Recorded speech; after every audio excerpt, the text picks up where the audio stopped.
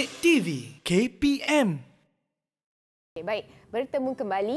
Okay, jadi sekarang kita akan buat soalan yang berkaitan dengan gabungan transformasi. Tetapi sebelum itu, apakah itu gabungan transformasi? Sekali lagi, cikgu ingin ingatkan kepada anda, jika ada transformasi A, B, anda akan buat transformasi B terlebih dahulu, baru anda akan buat transformasi A. Jika soalan meminta anda untuk mencari image. Jadi, cuba bulatkan perkataan image tu dalam soalan anda. Baru anda boleh faham. Kalau soalan tu minta anda mencari objek, anda buatlah A dulu, baru buat B. Seperti itu.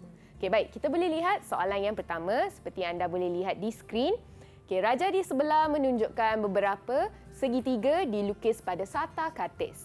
Diberi bahawa transformasi P adalah translasi, Q adalah putaran 90 darjah lawan arah jam pada pusat 34. R adalah satu pembesaran pada pusat 8 sifar dengan faktor skala 2. Okey, tentukan image. Di sini anda boleh lihat cikgu bulatkan perkataan tersebut.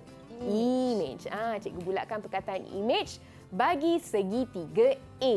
Jadi anda boleh lihat dalam gambar itu ada satu segitiga. Segitiga A ini sebenarnya adalah segitiga yang berwarna biru ini. Okey? Dan anda kena nyatakan yang mana satu segitiga yang berwarna merah ini yang memenuhi gabungan transformasi P kuasa 2 dan juga RQ. Itu soalan kita pada hari ini. Jadi, agak-agaknya macam mana kita nak buat? Sedangkan cikgu tadi ajar anda AB. AB. Tapi sekarang kita ada sesuatu yang dinamakan kuasa 2. Jadi, tapi cikgu ada pernah ajar anda. Kalau gabungan transformasi bukan setakat translasi dan pantulan, translasi dan putaran. Dia juga boleh dikatakan translasi dan translasi. Putaran berlaku 2 kali.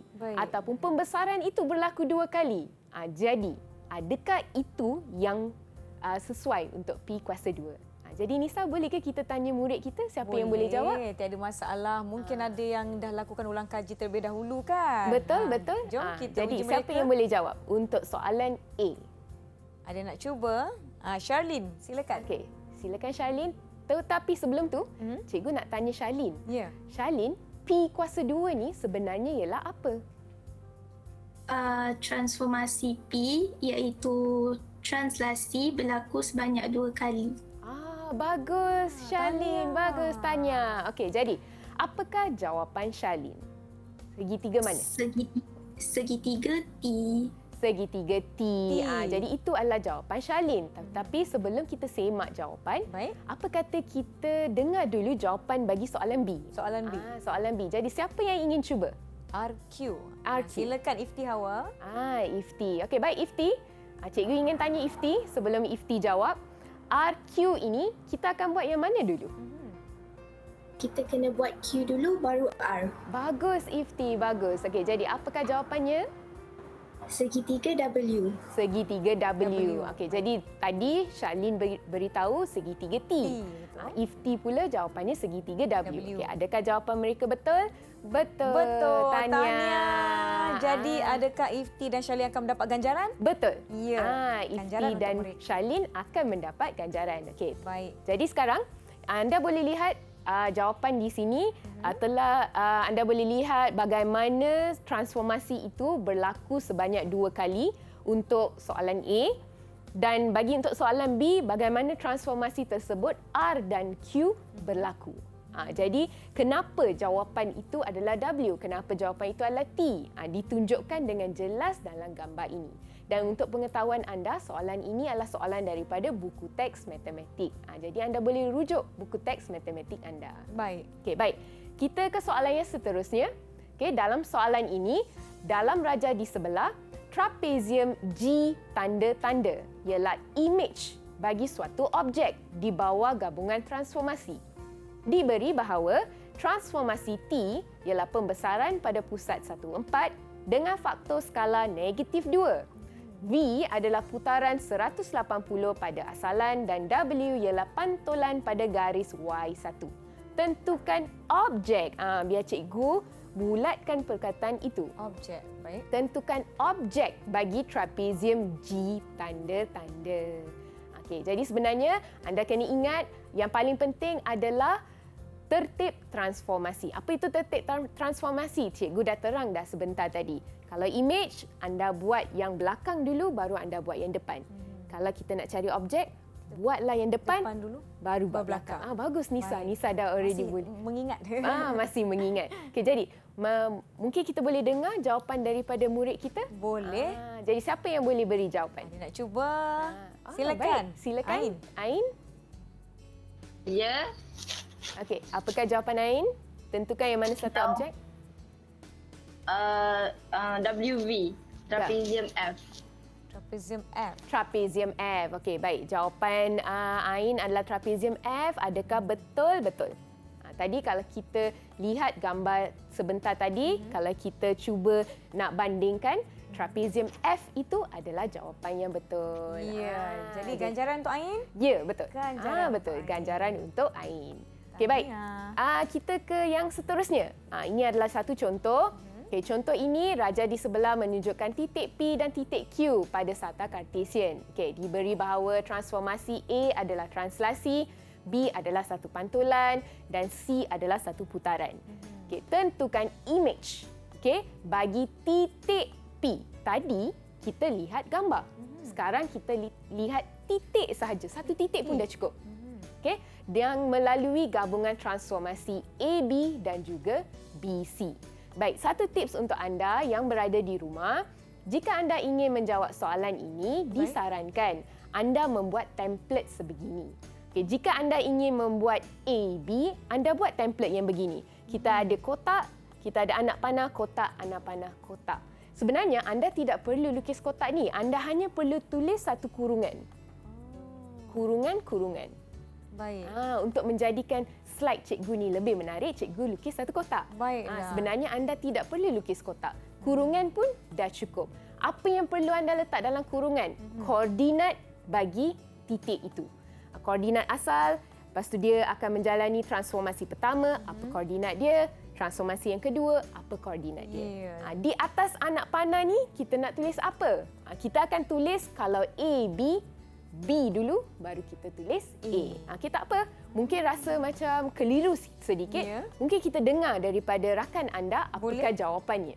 Boleh Jadi, kita untuk lihat. A, B, apakah jawapannya? Ada yang nak cuba? Atau masih mencari-cari? Oh, Oh, Livenesh nak Livenesh. cuba. Ingin cuba? Cikgu, dia mau cari image. So, saya buat B dahulu. Oh. Livenesh siap. Koordinat. Okey, baik Dah Livenesh. empat. Okey. Okay. Okey, Livenesh boleh tunjuk sekali lagi tak? Sekali lagi jawapannya. Tunjuk sekali lagi jawapannya. Ke kanan sedikit. Okey, ke kanan sedikit. Ke kanan sedikit, Livenesh. Kanan. Ya. Okey, bagaimana Okey. cikgu jawapannya? Okey, baik. Kita lihat jawapan Livenesh dan kita lihat jawapan di sini. Kalau kita lihat jawapan yang sebenarnya dan jawapan Livenesh adalah jawapan yang sama. Jadi betul. Bagus. Tahniah. Tanya Livenesh, tanya. Ganjaran untuk beliau? Ya, betul. Ganjaran Ganjaran untuk beliau. Okey, baik. Kita lihat untuk soalan B pula. Siapa yang boleh jawab untuk soalan B? Ada yang nak cuba? Ada yang ingin cuba? Ifti. Ifti, silakan. Silakan. Jawapan saya ni. Okey, baik. Kita lihat adakah betul jawapan Ifti? Sama? Sama? Ya, Sama, cikgu. Sama. Bagus.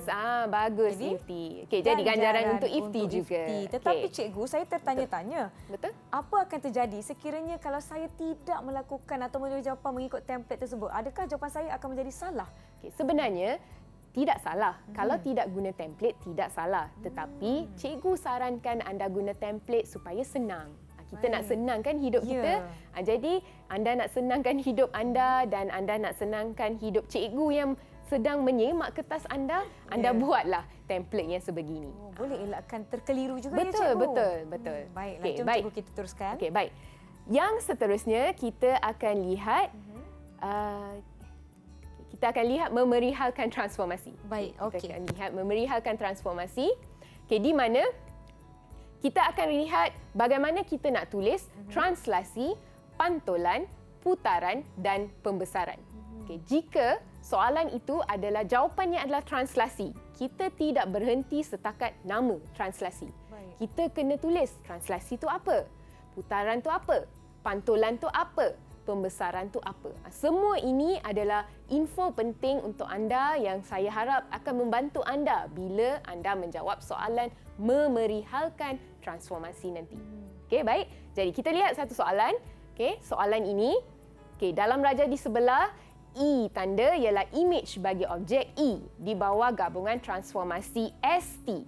Perihalkan transformasi itu. Jadi mereka nak anda bagi tahu saya T itu apa, S tu ialah apa. Baik. Jadi anda fikir, okay, kalau kita lihat gambar ini nampak macam satu kecil, satu besar. Ya. Jadi tips untuk anda kalau nampak begini ada pembesaran di sini. Ada pembesaran. Jadi anda dah dapat pembesaran salah satunya. Jadi apakah satu lagi transformasi itu? Okay, jadi mungkin kita boleh tanya rakan anda yang berada di sini siapa yang boleh menjawab soalan ini? Ain lajunya. Laju tu Ain. Silakan Ain. Okey, silakan Ain. Untuk T, transformasi T ialah putaran 180 darjah pada pusat negatif 26. Baik. Untuk transformasi S ialah pembesaran pada pusat negatif 16 dengan faktor skala 2. Okey, baik. Kita lihat adakah betul jawapannya? Betul. Transformasi T adalah putaran 180 pada pusat negatif 26. Transformasi S adalah pembesaran pada pusat 16 dengan faktor skala 2. Sebenarnya soalan ini, walaupun kita ada dua transformasi yang berbeza, kita sebenarnya boleh gabung membentuk satu transformasi. Sebenarnya kita boleh gabung. Macam tu pula. Kita tanya-tanya ni, murid-murid di rumah pun mungkin ada yang terkejut. Betul. Kita boleh gabung membentuk satu transformasi. Itu yang dipanggil sebagai transformasi tunggal.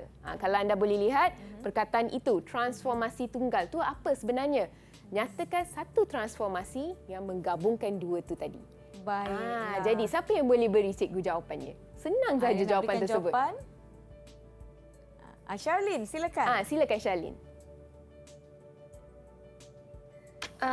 Transformasi tunggal ialah pembesaran pada pusat negatif 36 dengan faktor skala negatif 2. Okey, baik. Charlene pegang kertas itu, kita semak jawapan Charlene. Baik. Adakah betul? Ya. Pembesaran betul. Pusat negatif 36. Baik, cikgu beri markah. Ini satu markah. Pusat satu markah. Faktor skala betul, satu markah. Jadi bagus Charlene. Kalau kita lihat pembesaran kita boleh dapat 3 markah. Putaran pun kita boleh dapat 3 markah. Translasi 2 markah dan pantulan kita boleh dapat 2 markah. Baiklah, terima kasih tadi Ain dan Charlene dapat menjawab. Jadi ganjaran untuk mereka? Ya, betul. Ganjaran untuk mereka. Untuk Ain 1. Baiklah, sementara saya nak beri ganjaran kepada rakan saya di sini. Jom kita rehat seketika. Didik TV KPM